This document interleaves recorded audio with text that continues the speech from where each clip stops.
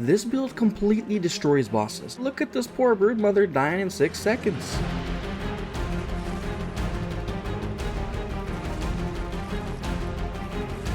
What?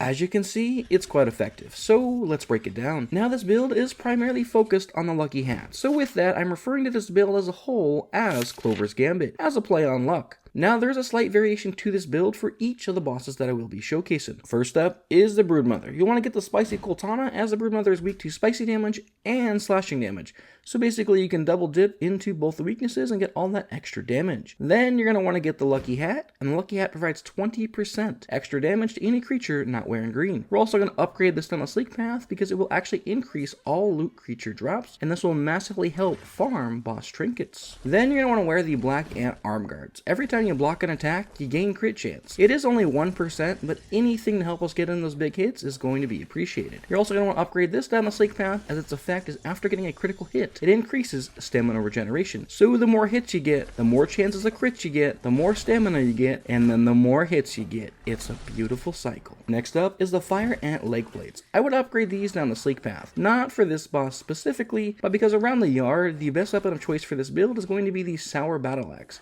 And you wouldn't want to have to craft a second set of fire ant pans just to wield a different weapon around the yard. Then for the trinket, we'll be taking Thor's Pendant, which is basically a trinket that provides absurd buffs, but mainly we're more interested in the crit chance and the crit damage. Then for mutations, you will have 4 that will remain the same for all variations of the builds. First up is Cooped Grass for crit chance, which is 5% at max level. Then Trapper Peepar for crit damage, which is 60% at max level. Then Parry Master to get 100 stamina back on a perfect parry. And lastly is Cardio Fan for 30% stamina regen and a decrease to exhaustion time by 30%. Then the last mutation you will take will be dependent upon what weapon you are using. So in this case against the Broodmother, we'll be taking the Blade Master mutation since we're going to be using a sword. Then for additional buffs, you'll want a few different things. First is a pet. Since we're focused on damage and we want those big hits, we're taking the Fire Red Ant pet, which provides an additional 25% increase in damage. Then for smoothies, there are 2 that are absolute must-haves, and that's Liquid Rage, which increases attack by 10%, and then Boss Sauce, which increases critical hit chance by 5%. Then another great addition could be the Human Food Smoothie, which grants 10% damage resistance. Then for the food itself, we'll be taking the Spider Slider, which increases critical hit chance by 5%. However, if you have the perfect toast and have the raw science to duplicate it, then you'll definitely want to use that instead, as it provides the same 5% crit chance as a Spider Slider, but it also grants 40% critical hit damage.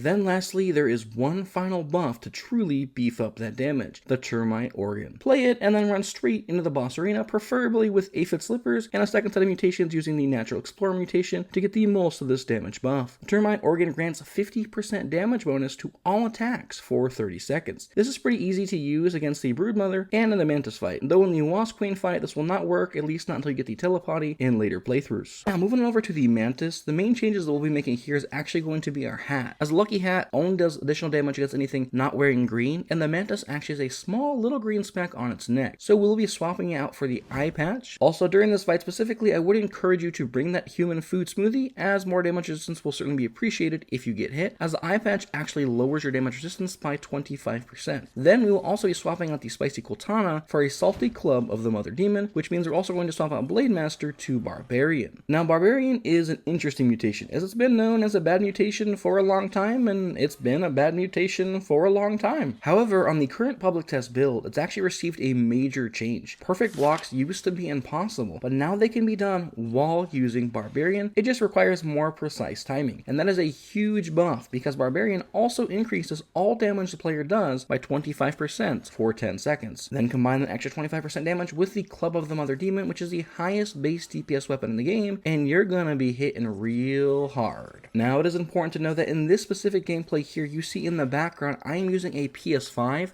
which does not currently have access to the public test build. So the raw damage that you see will still be the exact same damage that you can deal, nothing there has changed.